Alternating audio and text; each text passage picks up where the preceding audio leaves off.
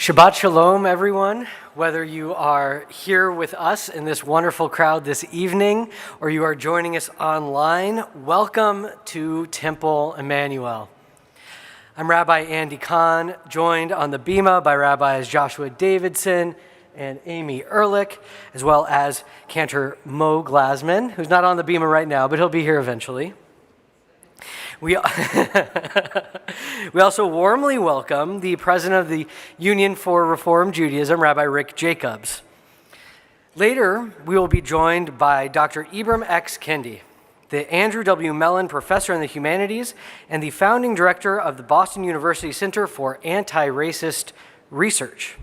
Dr. Kendi, author of Stamped from the Beginning and How to Be an Anti-Racist, amongst many other books, will be in conversation with Rabbi Davidson immediately following our abbreviated service.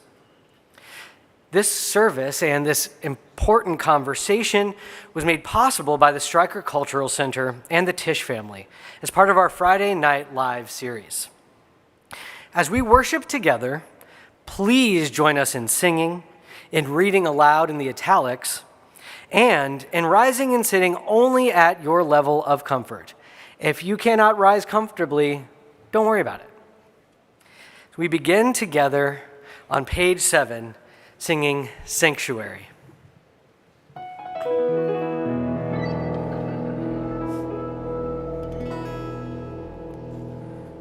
O Lord, prepare me to be a sanctuary,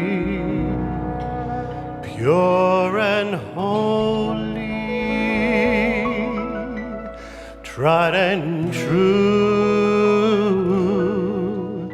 and with thanksgiving I'll be a living sanctuary for you. O Lord, prepare me to be a sanctuary, pure and holy, tried and true, and with thanksgiving I'll be a living sanctuary for you. Ve'asuli mikdash ve'shachanti betocham v'anachnu nevarech yah me'ata v'ad olam. O Lord, prepare me to be a sanctuary, pure and holy, tried and true, and with thanksgiving I'll be a living sanctuary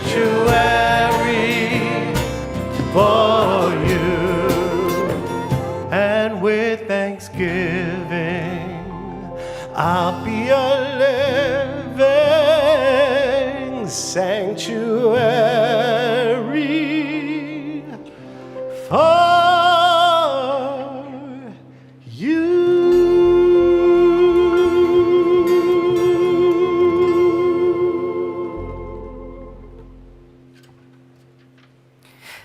It is now my privilege and joy to invite the Benowitz, Klein, and Levy families to the Bima to kindle the lights of Shabbat. Lauren, Asher, and Charlotte will all become bar and bat mitzvah tomorrow after so many months and years of hard work. They will lead our community in worship, share words of Torah, celebrate, and be celebrated. Tonight, we invite them to help us bring light into our hearts and souls by lighting the Shabbat candles.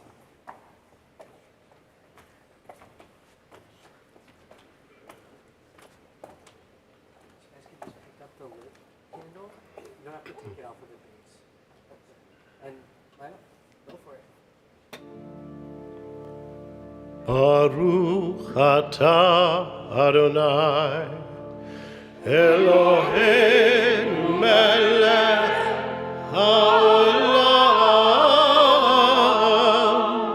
asher kiddushanu b'mitzvotav, v'tzivanu lehalig ner, lehalig ner shel Shabbat.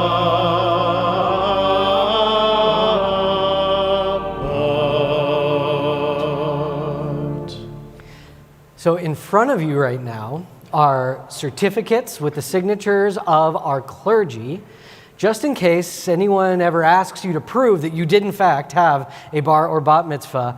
You've got all of our signatures there. They can call us anytime in the future. We will be here and we will say, yes, we were there when Lauren, Charlotte, and Asher became bar and bat mitzvah.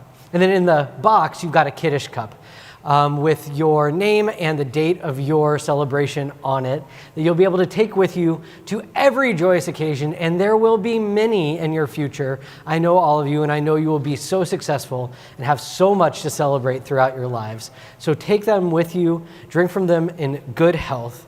We're so grateful that all of you put in so much hard work to be the next link in the chain of Torah in our community, and cannot wait for you to have celebrations beyond your greatest dreams tomorrow. Mazel tov.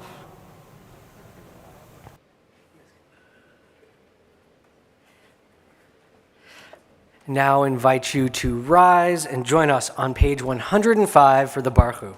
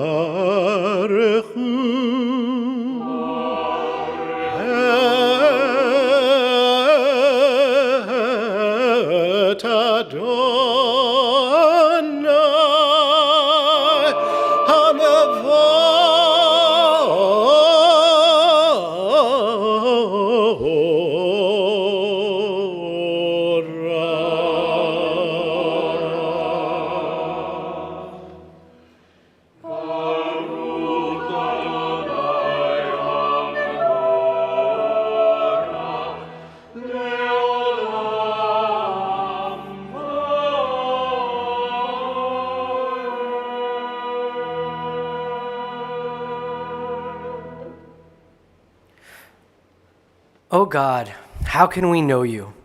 Where can we find you? You are as close to us as breathing, yet you are farther than the farthermost star. You are as mysterious as the vast solitudes of night, yet as familiar to us as the light of the sun. To Moses you said, "You cannot see my face, but I will make all my goodness pass before you." Even so does your goodness pass before us, in the realm of nature and in the varied experiences of our lives. Continue in the italics below. When justice burns within us like a flaming fire, when love evokes willing sacrifice from us, when to the last full measure of selfless devotion we demonstrate our belief in the ultimate triumph of truth and righteousness, then your goodness enters our lives. Then you live within our hearts, and we, through righteousness, behold your presence. Together, first in Hebrew, then in English. Shema Yisrael, Adonai Eloheinu, Adonai Echad. Hear, O Israel, the Lord our God, the Lord is one. Shema Yisrael, Adonai Eloheinu, Adonai Echad. Baruch Shekevod Malchuto Le'olam Va'ed.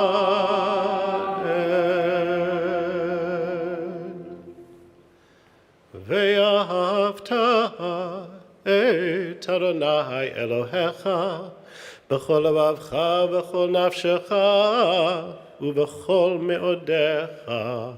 והיו הדברים האלה אשר אנוכי מצווך היום על לבביך, ושיננתם לבניך ודיברת בם בשבתך בביתך ובלכתך בדרך ובשוכבך ובקומך, וקשרתם לאות על ידיך, והיו לטוטפות בין עיניך, וכתבתם על מזוזות ביתך ובשעריך, למען תזכרו ועשיתם את כל מצוותי, והייתם קדושים לאלוהיכם.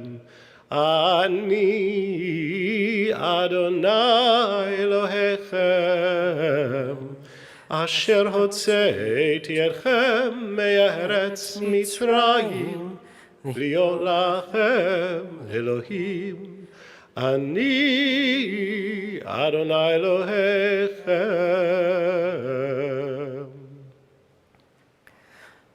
I, the Eternal, have called you to righteousness and taken you by the hand and kept you. I have made you a covenant people, a light to the nations. We are Israel. Our prophets proclaimed an exalted vision for the world. Hate evil and love what is good. Let justice well up as waters and righteousness as a mighty stream. We are Israel, schooled in the suffering of the oppressed.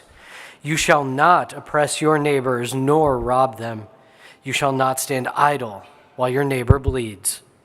We are Israel, taught to beat swords into plowshares, commanded to pursue peace.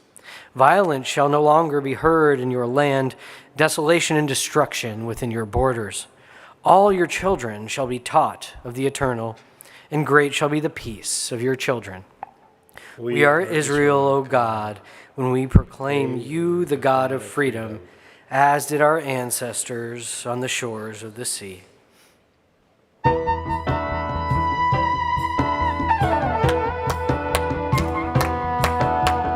מי כמוך באלים אדוני, מי כמוך נהדר בקודש, נורא, נורא, נורא תהילות, עושה פלא.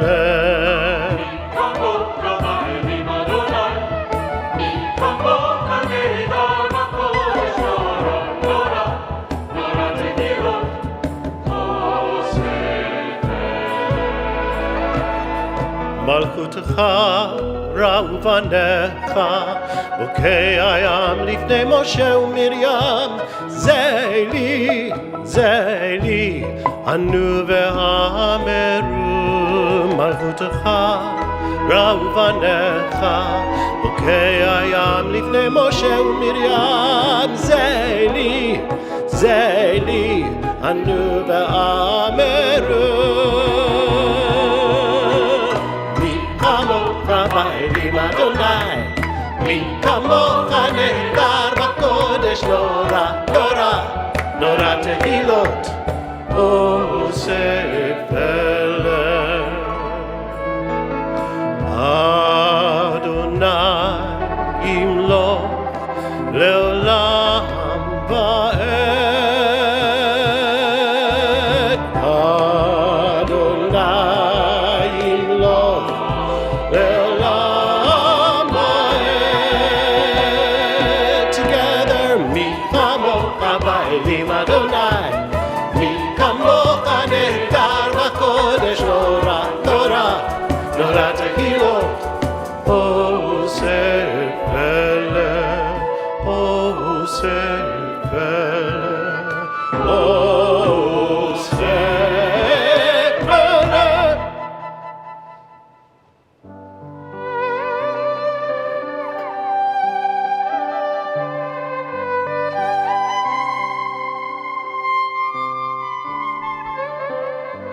השכיבנו, השכיבנו, אדוני אלוהינו לשלום, לשלום, השכיבנו, השכיבנו, אדוני אלוהינו לשלום, והעמידן מלכנו לחיים ולשלום, לשלום, השכיבנו, השכיבנו, אדוני אלוהינו לשלום, ופרוס עלינו סוכת שלומך,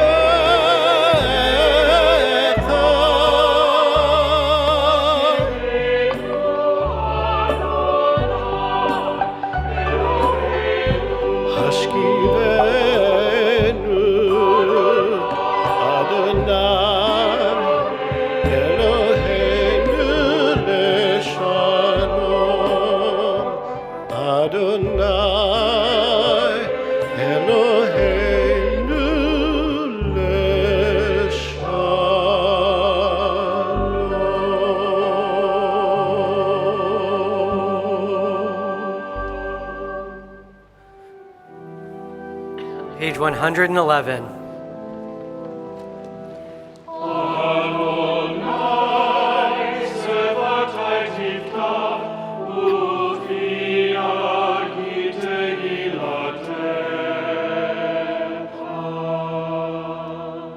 Baruch atah Adonai Eloheinu Elohei Avotenu v'Imotenu Elohei Avraham, Elohei Yitzchak, Elohei Yaakov, Elohei Sarah, Elohei Rivka, Elohei Leah, Elohei Rachel, Ha'el HaGadol HaGibor v'Nora, Elion, Gomel Chasadim Tovim, V'koneh HaKol, וזוכר חסדי אבות ואימהות, ומביא גאולה לפני בניהם, למען שמו באהבה. מלך עוזר ומושיע ומגן. ברוך אתה אדוני, מגן אברהם, Bezrat Sarah. 112. Eternal God, the power of your Spirit pervades all creation. When we open our hearts to you, we are filled with your strength, the strength to bear our afflictions, the strength to refuse them victory, the strength to overcome them. And then our will is renewed to lift up the fallen, to set free the captive, to heal the sick, to bring light to all who dwell in darkness. Add your strength to ours, O God, so that when death casts its shadow, we shall yet be able to say, O source of blessing, you are with us in death as in life. You may be seated.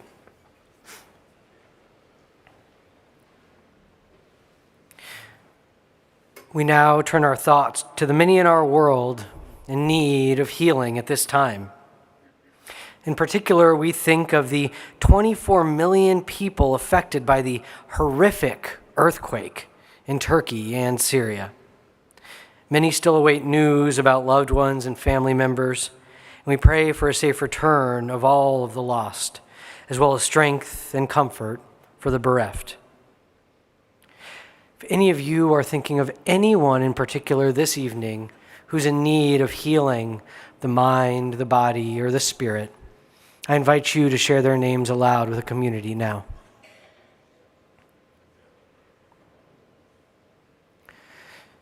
May all those who seek healing, peace, and hope feel our prayers as we join together in singing Heal Us Now on page 126.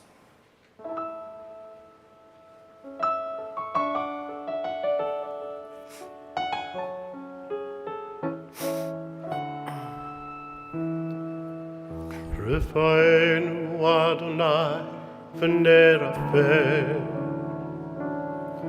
Hoshienu v'nivasheya, El karov l'chol korav, ach karov lire'av yishur.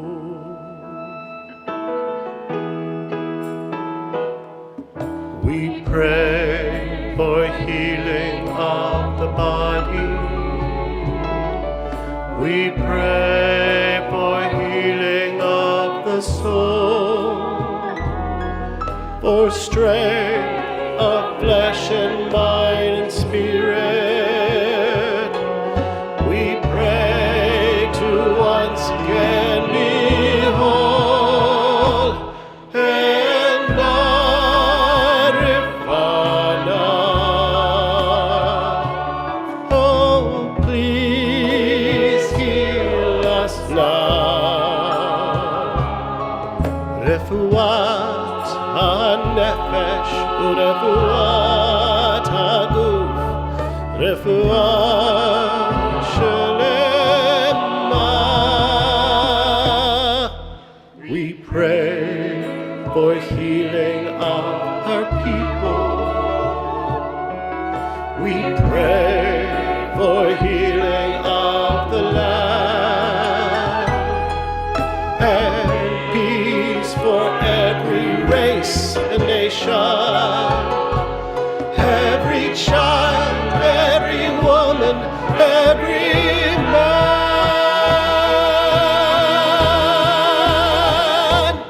And Rifana,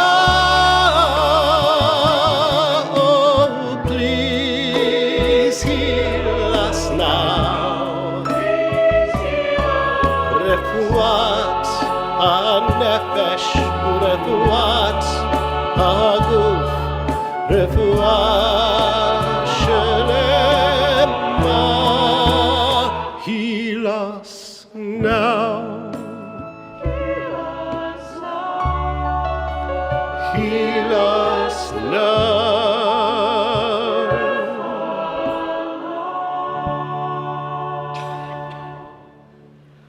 Heal us now.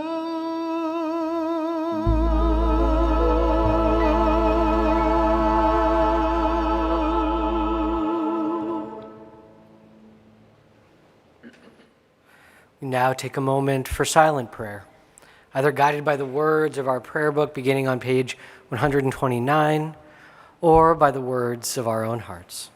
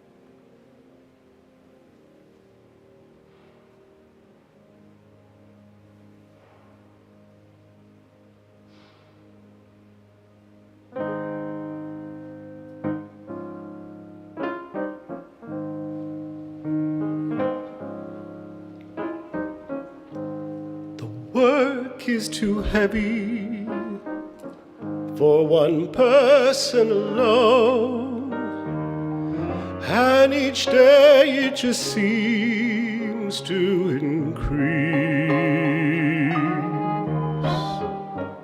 But when carried by many, oh, how light it becomes, taking it piece by piece. The world we are building for families to share is made up of our words and ideas. For the sake of our children, we must build it with care, building it piece by piece, piece by piece, till we bring this world together. Piece by piece, till we find release, piece by piece.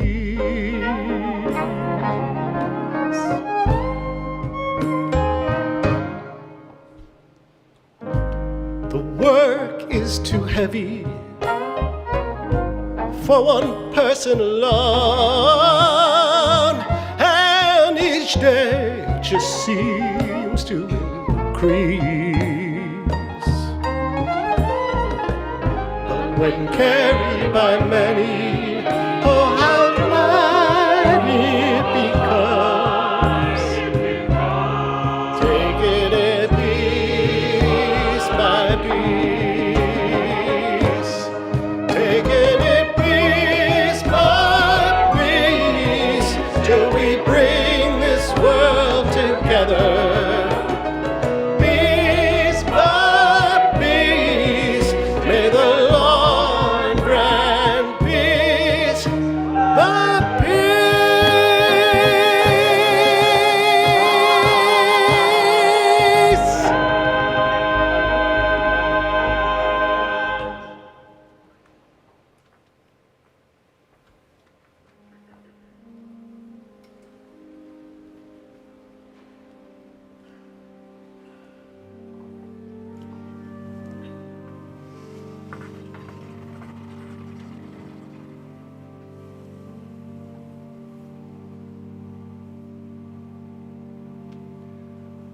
Let us adore the ever-living God. We render praise unto you, who spread out the heavens and established the earth, whose glory is revealed in the heavens above, and whose greatness is manifest throughout the world. You are our God, there is none else. ואנחנו קוראים ומשתחווים ומודים.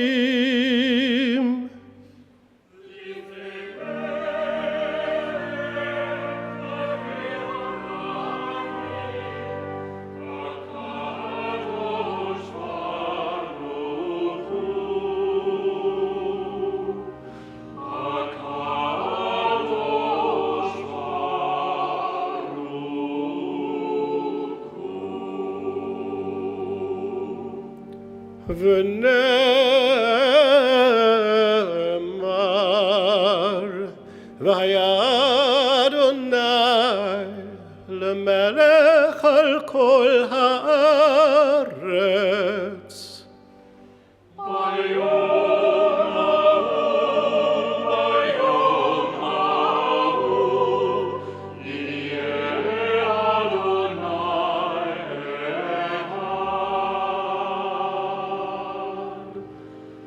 Oh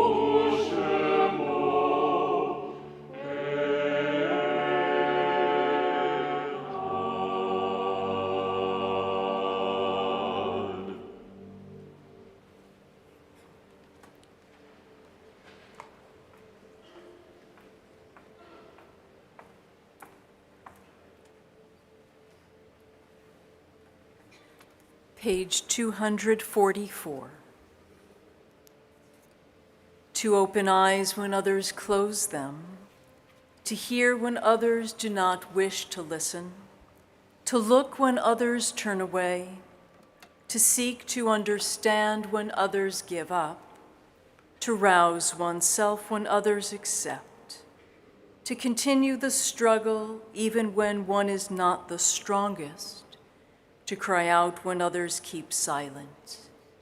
To be a Jew, it is that, it is first of all that, and further to live when others are gone, and to remember when others have forgotten. Our memorial lamps are kindled on this Sabbath that we might recall during this anniversary week of his passing the great life and career of Hyman G. Anelo, who served as our rabbi from 1912 until his death in 1934. Rabbi Anelo was a distinguished scholar, community leader, and author of books on Jewish life and literature. An active participant in many organizations of Reform Judaism, he ultimately became president of the Central Conference of American Rabbis. We still cherish his memory, along with the scholarly imprint felt within the sanctuary of Emanu-El. At this time of tender memory, we also call to our hearts our own dear ones, cherished members of this congregational family who died during this past week or at this time in years past. We mention them by name: Roger S. Aaron, Eli Bobby, Henry Bank, Norman Bleemer, Deborah Block, Blanche Brown, Sanford M. Edelman, Josephine K. Fagenson, Danielle Fien, Helen Fishback, Stuart Flamberg, Gidon Frankel, Arthur Howard Gold, Patricia Greenwald, Lori Haller, Frida Halpern, Helen Hammerschlag, Alan S. Hartman, Ernesto Hertzberg Yohai, Karen Faith Hess, Beverly Hodes, Harry R. Horvitz, Peter Eisman, Jack Jawless, Michael Keston, Ruth Capel, Mimi Levine, James Maltese, Sheba D. Meister, Carl Nelson, John Rodriguez, Rose D. Samo, Martin Seeger, Rhoda Sidorsky, Rose Simon, Ida Weinbaum, Ida Weisberg Miller, Harold Wolf Gerber, Albert Zakin. And while we have the comfort of naming our own loved ones, our hearts fill with sorrow for the unnamed victims and the unspeakable losses suffered in Turkey and Syria. May their memories also be a blessing. And we also grieve the deaths of 2 Israelis who were killed just hours ago in an act of terror in East Jerusalem. We take them into our hearts with our own. As is our custom, we invite those who are in recent mourning, please to rise now. And those who are marking a yahrzeit, the anniversary of the death of a loved one, we ask that you would rise as well. And now we stand together as one congregational family to recite the Kaddish on page 245. Yitgadal v'yitgadash shemei Rabbah, v'yomad yivrach yirtei v'yamlich malchutei, v'chai echonu v'yomei echonu v'chai yedechol beit Yisrael, v'agalav izman kariv v'imru amen. Yehi Shemei Rabba Mivorach Leolam La'almei Almaya. Yitbarach v'yishtabach v'yitpo'ar v'yitromam v'yitnaseh. V'yitadar v'yitalev v'yitalal Shemei Tekudesha B'riachu. La'ela min kol birchata v'shirata. Tushbachata v'nechemata da'amiram bi'oma v'imru. Amen. Yehi shlama rabba min shemaya v'chayim. Aleinu v'al kol Yisrael v'imru. Amen. Oseh shalom bimromav. Hu ya'aseh shalom. Aleinu v'al kol Yisrael v'imru. Amen. May the source of peace send peace to all who mourn, and comfort to all who are bereaved among us. And let us say together, Amen. Amen. Please be seated.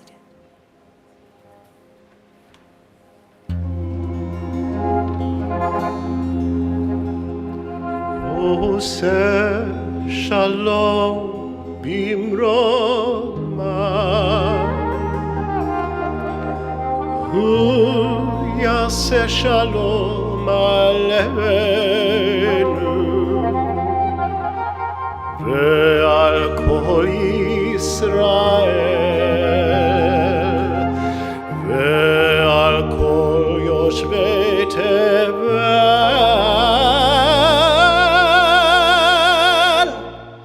ve'imru.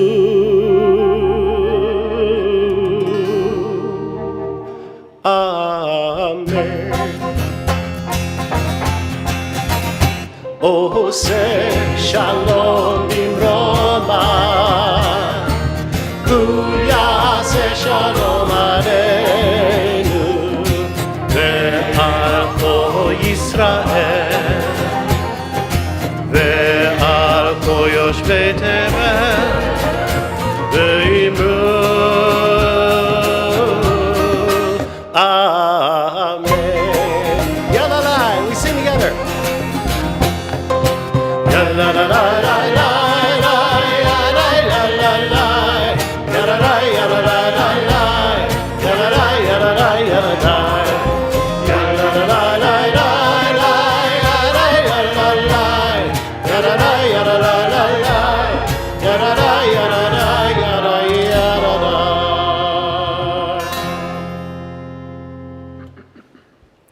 Shabbat Shalom once again to all of you who are joining us here in the sanctuary and to all who are joining us online. We welcome you. Temple Emanu-El is a house of prayer for all people, and all who would worship here with us in peace are always most welcome. After the benediction, our esteemed guest, Dr. Ibram X. Kendi, will have a conversation with Rabbi Davidson, and we invite you to remain in your seats and thereafter leave your prayer books on your seats as you go. Please join us as we continue to honor Black History Month. Neil deGrasse Tyson will join us on Thursday at 7 for a tour of the universe. And on February 22nd, we'll welcome Isabel Wilkerson, author of Caste, who will speak about presumed superiority. This Tuesday, Bernard Museum curator Warren Klein leads a special tour of the exhibit, Violins of Hope, for the Women of Emanu-El. The exhibit is open to the public from Tuesday through Thursday from 10 to 4. And next Shabbat, Friday evening, we'll celebrate Reproductive Rights Shabbat. Our guest speaker, Rabbi Linda Henry Goodman, will speak on abortion justice, and she'll be joined by Andrea Salwell-Capel, Executive Director of the National Council of Jewish Women, for an in-depth discussion following the service. Please go to our website, emmanuelnyc.org, to register for these programs and to learn more about the many other exciting events that are coming up. We continue now with Kiddush and Motzi on page 246. Baruch atah Adonai Eloheinu melech haolam, borei peri hagafen. Baruch atah Adonai Eloheinu melech haolam, asher kiddushanu b'mitzvotav v'rata banu, b'shabbat kodsho be'ava u'v'ratzon inchilanu, zikaron למעשה וראשית, כי הוא יום תחילה למקראי קודש, זכר לציון מצרים.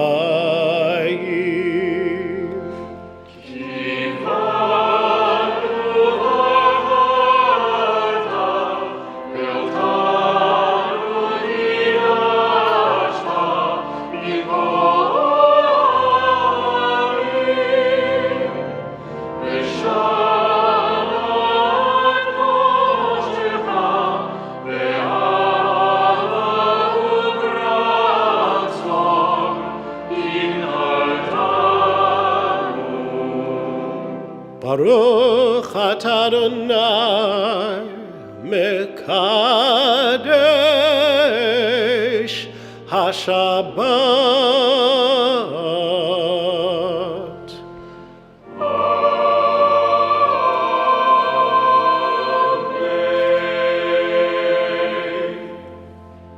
Baruch atah Adonai Eloheinu melech haolam, המוציא לחם מן הארץ.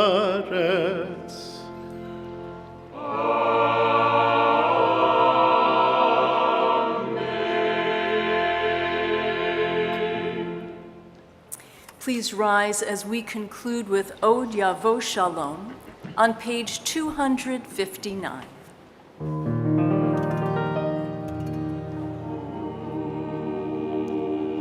עוד יבוא שלום עלינו, עוד יבוא שלום עלינו, עוד יבוא שלום עלינו ועל כולם. עוד יבוא שלום עלינו, עוד יבוא שלום עלינו, עוד יבוא שלום עלינו ועל כולם. סלאם עלינו ועל כל העולם, סלאם שלום. סלאם עלינו ועל כל העולם, סלאם שלום. Soon peace will come upon us, soon peace will come upon us, soon peace will come upon us, everyone. Soon peace will come upon us, soon peace will come upon us, soon peace will come upon us, everyone. Od yavo shalom aleinu, od yavo shalom aleinu, עוד יבוא שלום עלינו ועל כולם. עוד יבוא שלום עלינו, עוד יבוא שלום עלינו, עוד יבוא שלום עלינו ועל כולם. סלאם עלינו ועל כל העולם, סלאם שלום. סלאם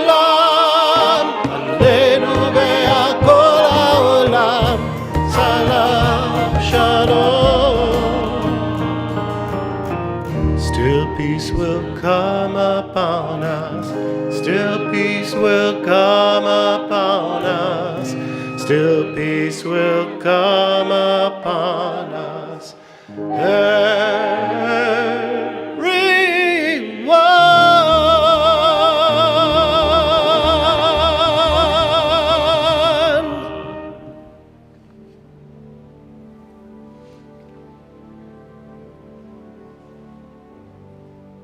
יברכך אדוני וישמרך.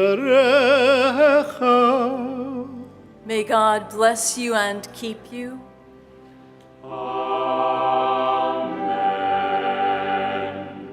יאר אדוני פניו אליך ויחונך. May God's light shine upon you and be gracious to you.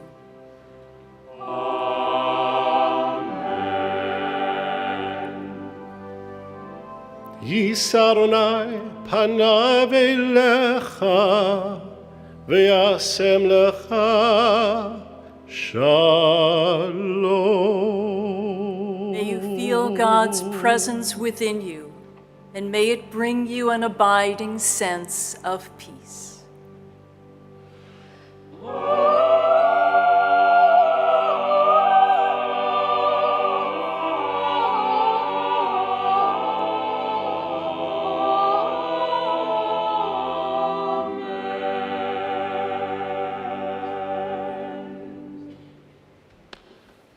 Please be seated.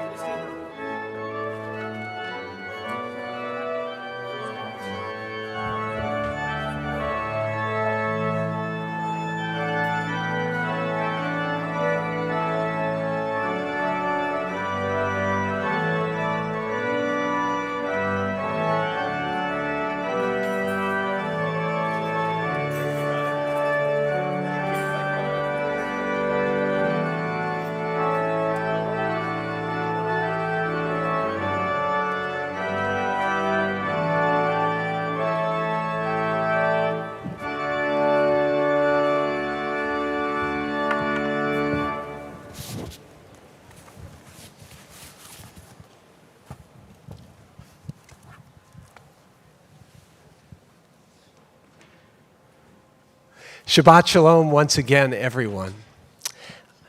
As always, this evening's Friday Night Live program is a product of the Temple Emanu-El Stryker Cultural Center, and it's made possible through the generosity of the Tisch family, and my deepest thanks to them. Tonight we begin our celebration of Black History Month by welcoming one of the nation's most prolific and thoughtful writers who, at the age of 40, has already produced 5 New York Times #1 bestsellers, won the National Book Award for Nonfiction, the youngest writer ever to do so, received a MacArthur Genius Fellowship, and been named one of Time magazine's 100 most influential people in the world. You can't get tired of hearing that, right? It is so extraordinary. Dr. Ibram X. Kendi is the Andrew W. Mellon Professor in the Humanities at Boston University and the founding director of the Boston University Center for Antiracist Research, as well as a contributing writer at The Atlantic and a CBS News Justice contributor. He earned his PhD from Temple University in African American Studies in 2010 and has been welcomed as a visiting professor, fellow, and scholar at numerous other universities too. I'm truly honored to welcome Dr. Ibram X. Kendi.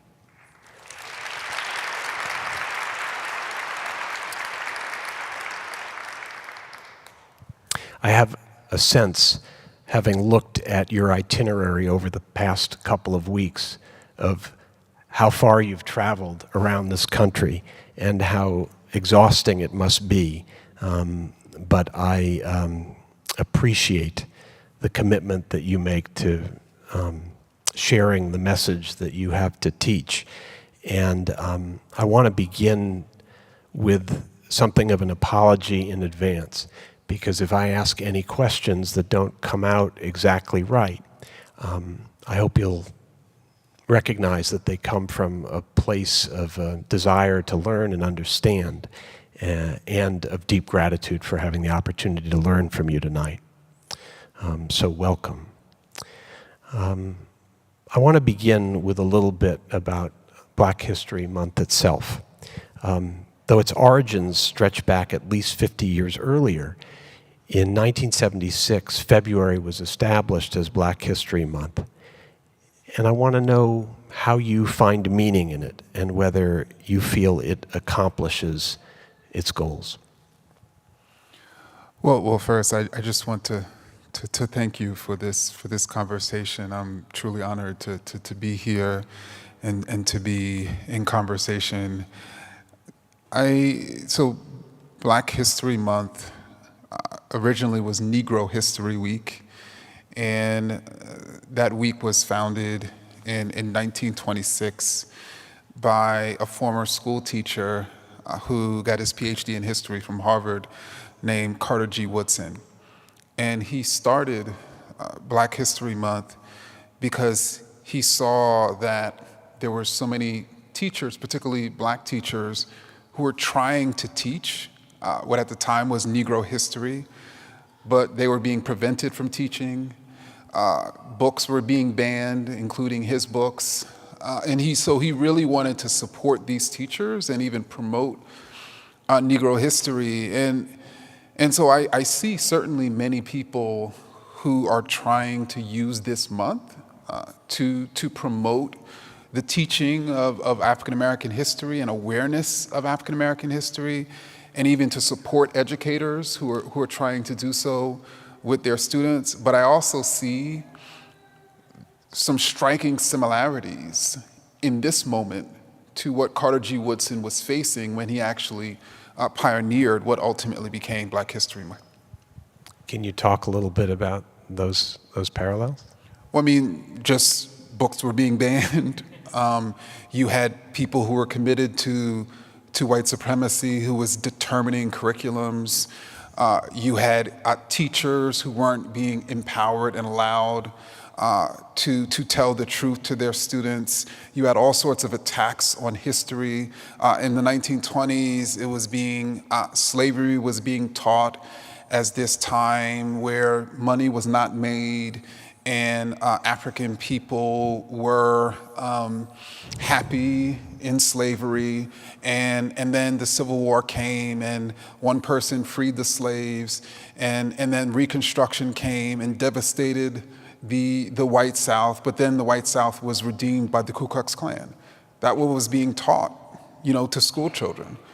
Just as some of the stories today that are being taught to school children are not based in reality. Okay. All right, let's get to your writing. First, an explanation of terms. What do you mean when you suggest that we should understand the word racist as a descriptive word as opposed to a pejorative word? Well, let me just give even that question some context. So someone once stated that racist isn't a descriptive term, it's a pejorative term. It's the equivalent of saying, I don't like you. And that someone was Richard Spencer. Richard Spencer, who sort of pioneered the alt-right movement, who helped organize the Unite the Right rally in Charlottesville, Virginia, where of course people chanted, Jews will not replace us. And so that's one of the defining features of white supremacist thought, that the term racist is equivalent to attacking someone, or it's a pejorative term. And what I've shown with my work, that racist is simply a descriptive term. It describes when a person, let's say, is expressing an idea of racial hierarchy, or even supporting a policy or practice that is leading to or maintaining racial inequity or injustice. Okay, thank you. So what is the difference between being not racist and being anti-racist? Well, I think the most fundamental difference is that to be anti-racist is to actually have the courage and the wherewithal to admit and acknowledge the times in which we're being racist.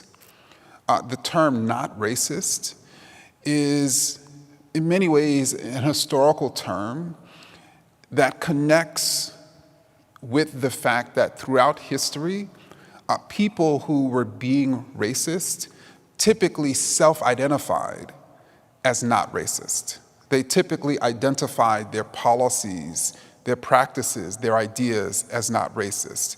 Whether it was enslavers who were claiming that black people were the cursed descendants of Ham or that slavery was a positive good, whether it was Jim Crow segregationists who were saying it's separate but equal down here, or even whether it's people today who are claiming that racism is a left-wing hoax, and that the problem are those people who are identifying racism.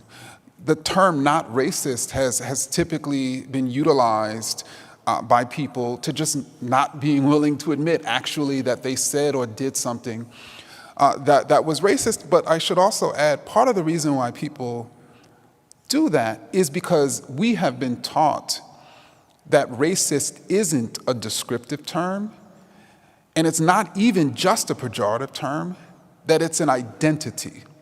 Like, it is who a person essentially is.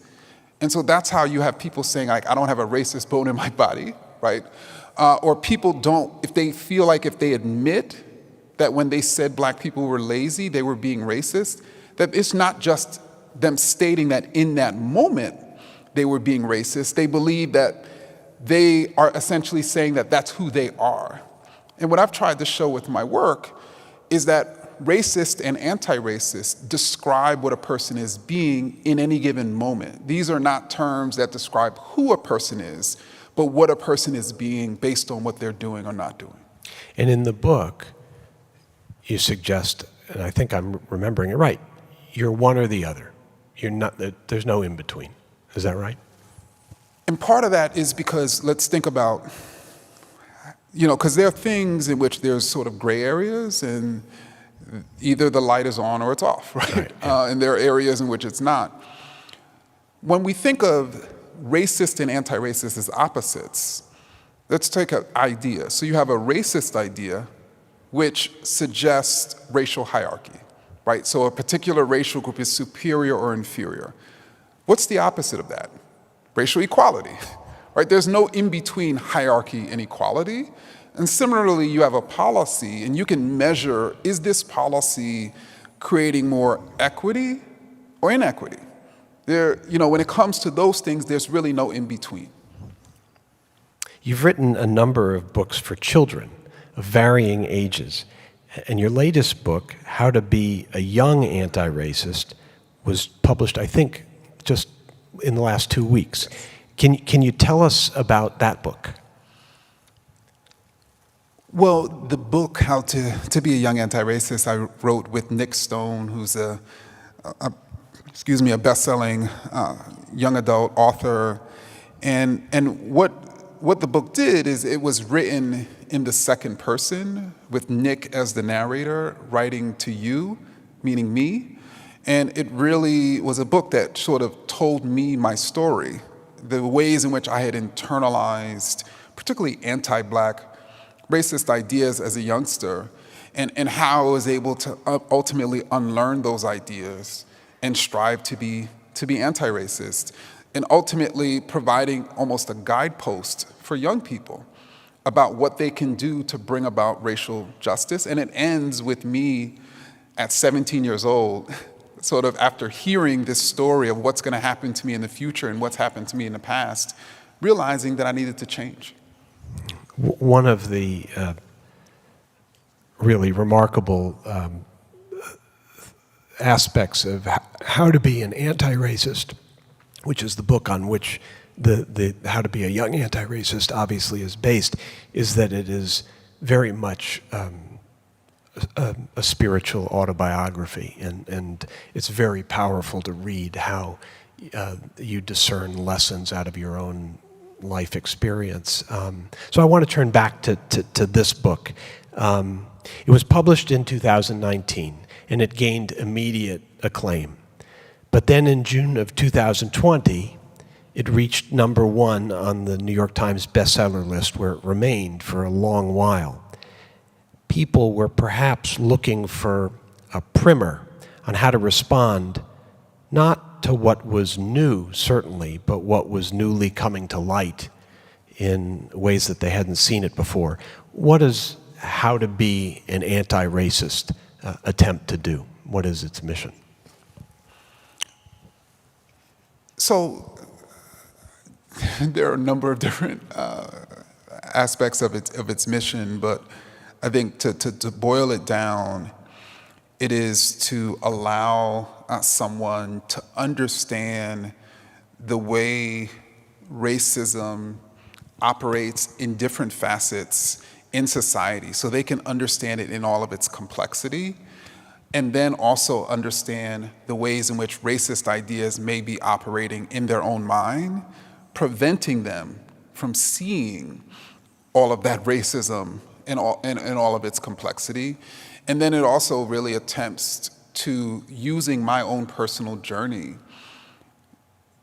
to allow someone to begin to unpack and rethink and consider ideas that they had consumed or believed over the course of their lifetime. Because the book is really, in many ways, a memoir of me, you know, similar to the young adult edition, of my story of learning and unlearning racist ideas, of learning and guiding towards being anti-racist. And so the person is able to sort of see my journey. But it's hard to understand what it means to be anti-racist without understanding, obviously, the way racism operates in society and even in individuals. You define race, and this is a quote, as a power construct of collected or merged difference that lives socially. Can you unpack that definition? Yeah, there's a lot there. Yeah. So let me actually share a story, which Okay. I think reveals this. So in the mid 1400s, sorry, I'm an historian.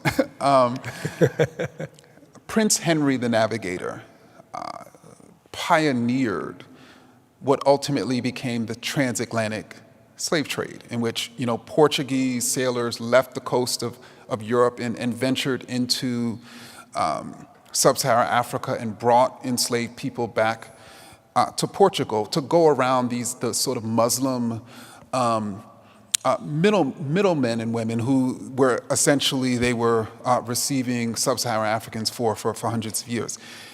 And so he pioneered this transatlantic slave trade, and the Portuguese, distinguishing them from other human traders in Europe, they started to specialize in the human trading of African people. And so by about the 1450s, a royal chronicler by the name of decided to write a biography of Prince Henry's sort of slave trading in Africa. And in this biography, he described the different skin colors of the people that the Portuguese had captured and brought back to Portugal. He described the different cultures, the different ethnicities. There was a tremendous amount of difference in the people. But what he attempted to do was to essentially justify the slave trading of African people. And the way he attempted to do that was to essentially combine all these different looking people with different backgrounds and different ethnicities into one people worthy of enslavement. And so that was really the construction of the, quote, black race. And it was constructed by a very powerful force. But then it started to live socially, because once this construct that there was these black people of different skin colors and ethnicities and nationalities, it started to sort of live socially. So then people started to believe it, and it passed on and still lives today. a power construct of collected or merged difference that lives socially.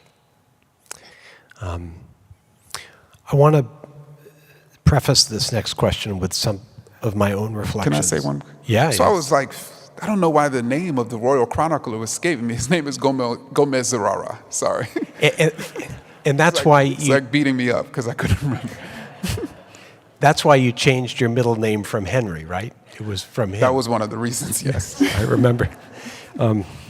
Okay, so I want to just begin this next question with a reflection of my own, because I learned about anti-Semitism from reading your book about racism.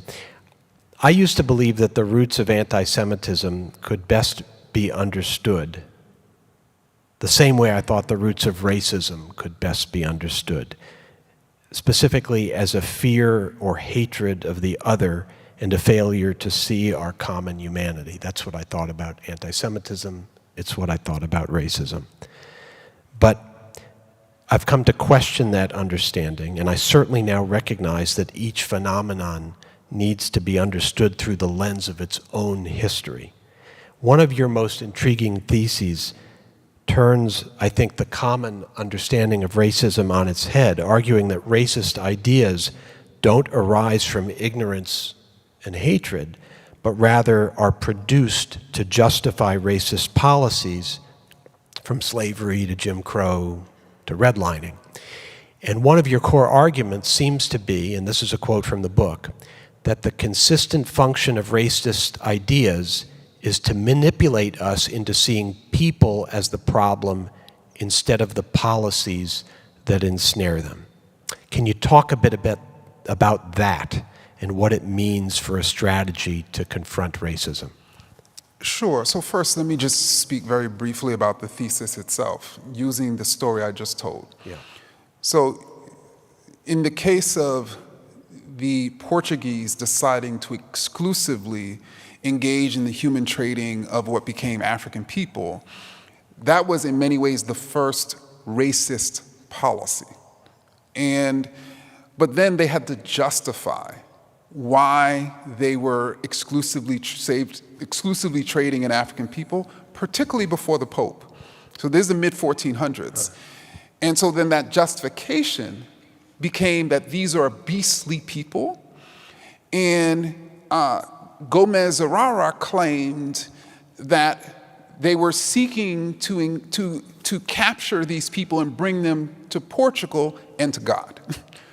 So that it wasn't, they didn't make the case, Gomez Zerara did not argue that they were capturing and trading these people to make money. He argued they were capturing these barbaric people to civilize them, particularly into Christianity. So what happened is the policy came first, then the ideas justified the policy. And then, as you would imagine, by the 1500s, you had the French, the Dutch, and the British who started engaging in human trading of African people, and then they were told, or I should say, they learned about African people from the Portuguese. And so for them, they almost started consuming, and those ideas about these people being beastly started to spread. And then so what happened then is people consumed those ideas and became hateful and ignorant towards, in this case, what later became black people. Or to take a more contemporary example, there are certain elected officials who recognize in their districts that because of the ideology of their constituents or even the demographics of their constituents, that they no longer have enough votes to win. So what they typically do, if they don't believe in democracy, is figure out new ways to suppress the votes of their political opponents. And that's happening all over the country as we speak. But you have to justify why you're seeking to pass a new voter suppression bill. So the way they're justifying it today is by saying there's widespread voter fraud in Atlanta, in Philadelphia, in Milwaukee, in Detroit, in cities with large black and brown populations. So they're essentially saying those black and brown voters are fraudulent and we need election security. So then people consume those ideas. And then we've had cases in which people actually go with arms to election sites where black and brown people are voting and obviously carrying out their hate. So, but in the case of the quote, when you have a disparity in this country, white median wealth is about 10 times black median wealth in this country. There's only two explanations for that. Either it's because there is something wrong with black people, in other words, or right about white people. In other words, black people aren't saving, they're not making good investments. There's something behaviorally or even culturally wrong with black people, or it's because of racist policies, historically and currently. And so if you believe that, let's say, black people are not fiscally wise, which is a racist idea, then you're going to look out at that massive racial wealth gap and not see a problem. So the racist ideas will distract you from the policies that are the true source of that racial wealth gap. Okay, thank you. You write, and this is another quote, "The most threatening racist movement is not the alt-right's unlikely drive for a white ethno-state, but the regular Americans' drive for a race-neutral one." What is wrong with what you call this post-racial strategy of integration? Sure. So, from my estimation, post-racial theory is quite possibly the most sophisticated body of racist ideas that have ever been created. And so I've sort of, through my work, I've really tracked the history and development and reproduction of racist ideas. And what makes post-racial theory especially sophisticated and pernicious is what happens historically is people would produce ideas about Latinx people, about Native people, about black people, about a particular racial group of people. What's happening now with post-racial theory is there isn't a widespread production and circulation of outwardly racist ideas about particular racial groups. Instead, what's happening is there's this consistent statement that racism doesn't exist. And what happens is, again, if you believe that racism doesn't exist in a society where black people are disproportionately poor, they're disproportionately incarcerated, they're disproportionately being killed by police, they're disproportionately houseless, they're disproportionately food insecure, they're more likely to die from cancer and heart disease, and on, if you believe that racism doesn't exist, then what that means is racism can't be a cause of those racial inequities. So then what happens is you then develop your own racist ideas about those racial groups to explain the racial inequities you see. So that's much more sophisticated because then every individual has a unique set of ideas to explain the inequality that they see, which is much more difficult than if somebody's force-feeding you those ideas, because then we can track that and potentially disrupt them. Does that make sense? It does. Too clearly. I want to turn to some current events because there's certainly plenty to talk about. In the book, you write about the relationship between police and the black community, addressing a number of tragedies at the hands of white officers and also a few at the hands of black officers. How would you describe the role of race in Tyree Nichols' tragic death, and how would you evaluate the response of the city of Memphis and its police department? Well, first, I think that when we are considering whether race or racism was a factor, we too often focus our viewpoint on the perpetrator as opposed to the victim. Just as we put a lot of focus on the intent of the policymaker or even the language in an actual policy, and less focus on the outcome of a policy. So as a student of racism, I've been long arguing that our focus needs to be on the victims and our focus needs to be on the outcome. So when we assess what happened in Memphis, the question isn't what the race of the officers were. The question is, would those officers have brutalized that person if they were not black or if they were white? And I think it's pretty safe to say, I think it's a pretty good estimate or guess to state that if Tyree Nichols was white, he'd still be with us. And so that's what ultimately makes it a form of racist violence. Now, I think in terms of the response of the city, obviously, I think the swiftness in which those officers were fired and charges were brought against them, certainly I can't quibble with that. The biggest thing that there are a number of different issues, but one thing I want to point out is the police chief, one of her signature initiatives was to create the Scorpion Unit. And so part of what's happening here is, the politics are pretty obvious, right? You come in, you create the Scorpion Unit, you champion it, then it leads to this pretty significant brutal beating. So now you're trying to cover your tracks by quickly firing them and quickly shutting down the Scorpion Unit. So it's gonna, I don't know how high this goes, but to me, there's a lot more people that need to be fired and charged.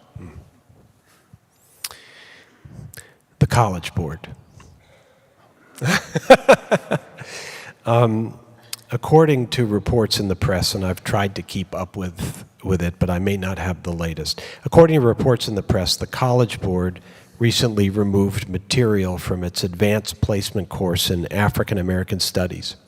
Certain authors addressing black feminism and the queer experience, writers you admire like Kimberly Crenshaw, and experiences you identify as essential to acknowledge in the fight against racism have been cut from the formal curriculum, and other topics like the Black Lives Matter movement and incarceration have been shifted from required to optional. At least that's the latest that I've read. Do you have any updates as to where things stand and what is your reaction to this? I don't have any further updates. Okay. But my reaction to it is, first, let me just express the context of what's happening. So throughout, whether it's been Negro studies or ultimately we became African American studies, whether we're talking about Negro history or even ultimately what's now African American history, many of the pioneers of these fields centered men and the story of black men. And so one of the major interventions of black feminism was to say, well, not all black people are men, right? And how can we have this dual center, or how can we tell the story of the United States or even tell the story of African Americans from the perspective of black women? Similarly, the Negro history, African American studies, the pioneers typically centered heterosexual cisgender people. And so apparently queer folks who are black don't exist. So what black queer theory stated is no, you have to have a multiplicity and diversity of experiences and thoughts within black studies and within African American history. So for Florida to insist and the College Board to agree that black feminist thought and black queer theory should be removed what's the end point of that? What they're ultimately saying is we should be centering the history of black men and black heterosexual cisgender people, which to me is not reflective of the entirety of the African American experience. Do you think that there will be any shift back by the College Board to try to reclaim some of this material? It seems to be ongoing. I wish the College Board cared more about education than its own profits. Okay.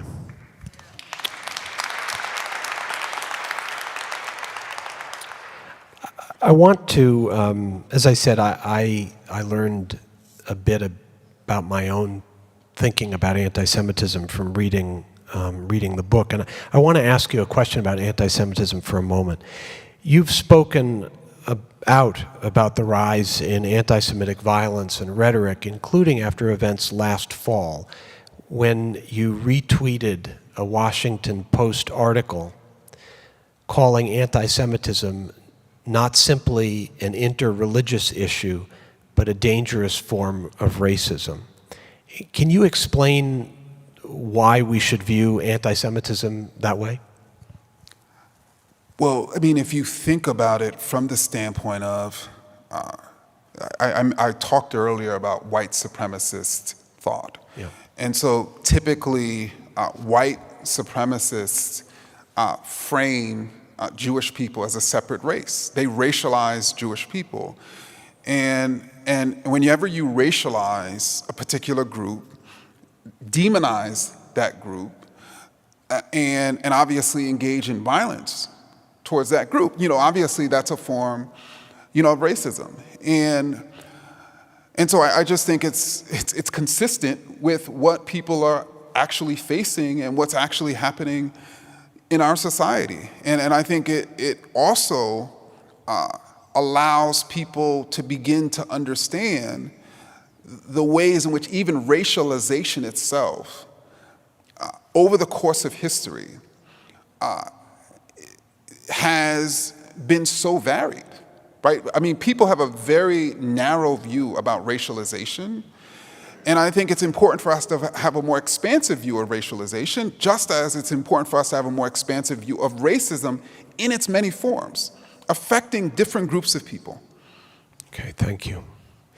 I want to ask a couple of questions, just a few more with which to end, by talking about this moment and the future. And first, to ask you these two questions. Do you think we are at an inflection point regarding race in America? And is there any reason to be hopeful that we can become a more anti-racist society? Because the book does have a note of hope in it. So I actually do think we're in an inflection point, and I think I don't think it's a coincidence that there has just been an incredible rise in obviously anti-Semitic violence and other forms of racist violence, over the course of the last few years. I don't think it's a coincidence that white supremacist groups are organizing. I don't think it's a coincidence that white supremacists are claiming some of the highest positions. To me, part of the reason why this is happening, let me take a step back. What we've been told is the reason why this is happening is because of demographic shifts or the power or influence of particular groups of people. I actually don't think that fully explains it. What I actually think explains it is the march of anti-racism. And when you look at the history of the marches of anti-racism, it typically stoked is a horrible word. It typically, those who were seeking to conserve racism, those who were seeking to conserve policies that maintain inequity, those who benefited from us hating each other, who benefited from us thinking in hierarchical terms about different groups, those who benefited from us thinking that the source of our pain were those other people who worship differently or look differently than us. Like, once people start no longer being hoodwinked and manipulated by those racist ideas, those people who depended on those ideas for their power, they're going to respond in a very vicious way, trying in a new and even more vicious and more aggressive fashion to reconvince those people that anti-racism is the problem, trying to convince those people that those people of color are the problem, those Jews are the problem, and which then, of course, creates even more violence. And I think so. I just don't want us to get lost by the fact that there are.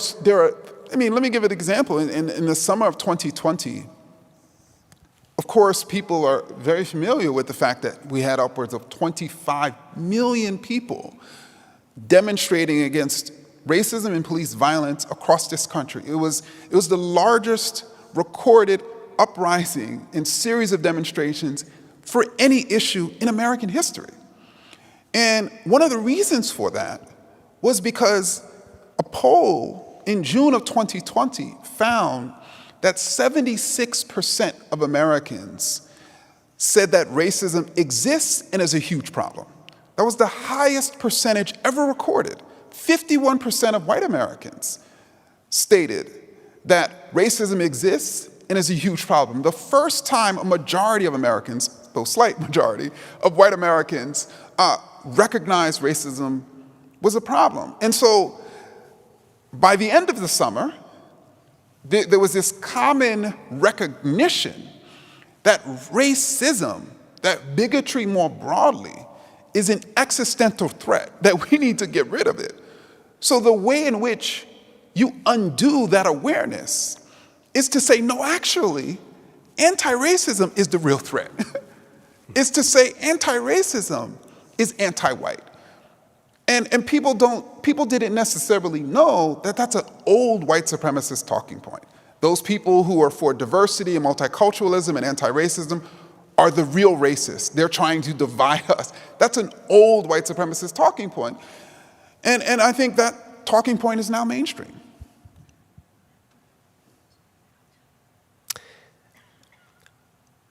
I want to ask this last question. I was really moved by the words of your dissertation advisor. I want to make sure I'm pronouncing her name right. Professor Ama Mazama? Mazama. Ama Mazama. At Temple University. When she instructed you, quite simply, just tell the truth. If you could give us a simple instruction for what we can do, each of us, in our own daily interactions, to push America along the path of justice, what would that instruction, what would that advice be? Well, I would first say that we each are living in a particular place. We each are potentially working in a particular institution. We each are operating within a particular sector or field of society. And chances are there are injustices, racial inequities, disparities in that specific place or in that specific field. And chances are there are actual organizations or groups of people who are trying to work to eliminate those disparities. And I think every single one of us could figure out a way to support those people. If we have a tremendous amount of time, we can volunteer our time. If we don't have much time, but we have money, we can donate to that. If we have a little bit of money and a little bit of time, we can do both. Or we can elevate their work. We can use our platforms to elevate their work. We can ask them, how can I be of service? And I'm mentioning that because I think sometimes this work seems too big, right?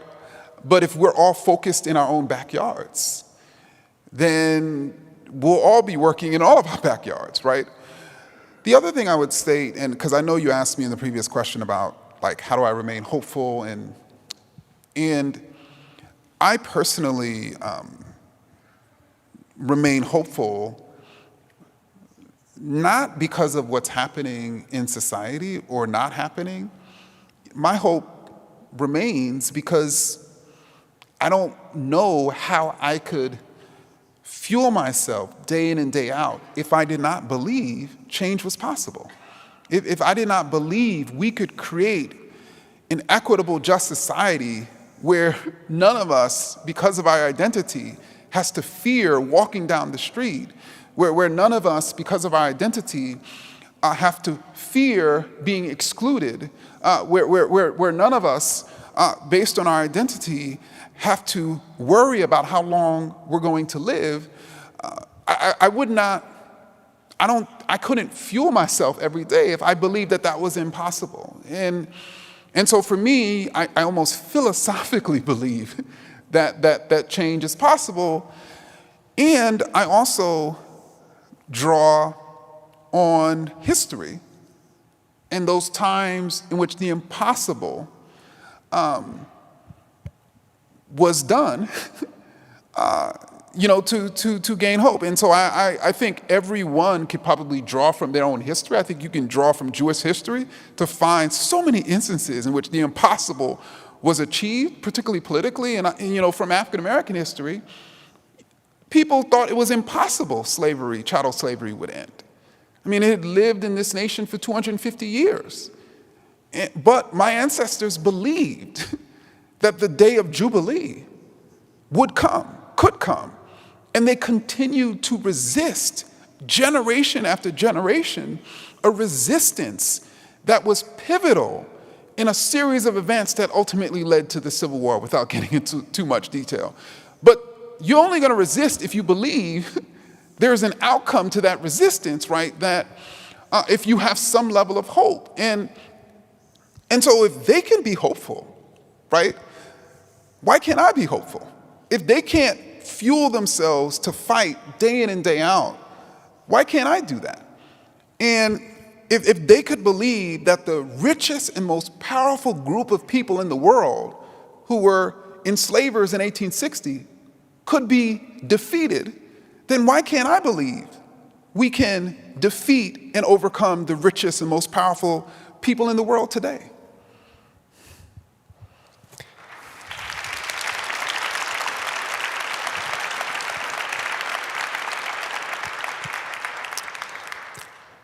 Dr. Kendi, thank you for your words and for your voice and for sharing them both with us tonight and for all God's work that you do in this world. Thank you all for being here. Shabbat Shalom, everybody.